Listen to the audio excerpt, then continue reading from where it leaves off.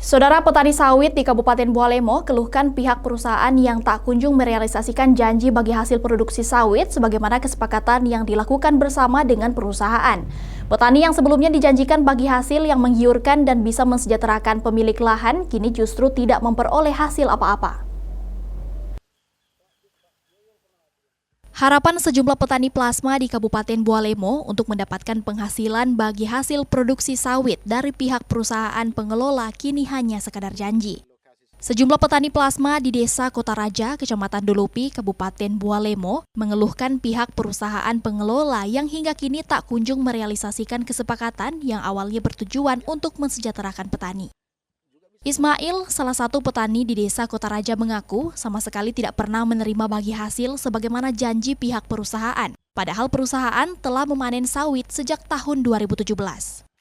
Menurutnya persoalan seperti ini banyak dialami para petani di Kabupaten Bualemo. Namun hingga kini tak ada perhatian dari perusahaan ataupun pemerintah setempat. Sejumlah petani mengaku sangat terdampak dengan persoalan lama yang tak kunjung ada penyelesaian. Akibatnya, banyak petani kehilangan lahan garapan dan kehilangan penghasilan. Kalau persoalan yang khususnya yang saya hadapi itu, perusahaan itu udah ingkar janji. Karena tadinya disosialisasi itu 50-50, tapi kenyataannya nihil sama sekali. Terus kalau saya sejak dipanen mulai 2017 itu sampai saat ini saya belum pernah menerima pembagian. Perjanjian awalnya akan ditanami, mereka yang akan rawat, mereka akan tanam, rawat, terus hasilnya dibagi dua setelah potong perongkosan biaya. Kita tetap karena semangatnya kemarin lewat sosialisasi ya kita anggapannya sudah seperti itu ya apa yang kita tanda tangani.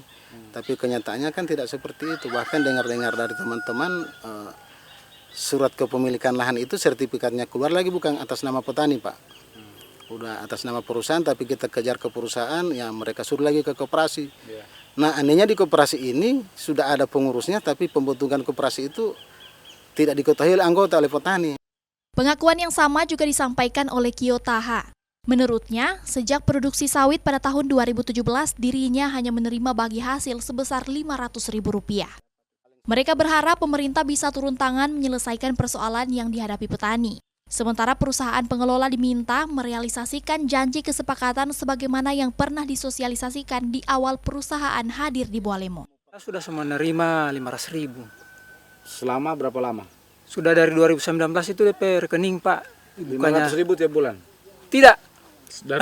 Dari saat sudah minta itu uang. Jadi selama kontrak dari 2017 sampai sekarang cuma 500.000. Cuma itu. Cuma berapa? 500.000. Berarti selama kebun lahan di sawit itu tidak bisa ditanami yang lain Pak ya? Tidak bisa. Berarti tidak ada penghasilan. Tidak ada Pak. Lain. Sampai sekarang ini. Cuman berharap di penghasilan sawit iya. Itu Pak ya?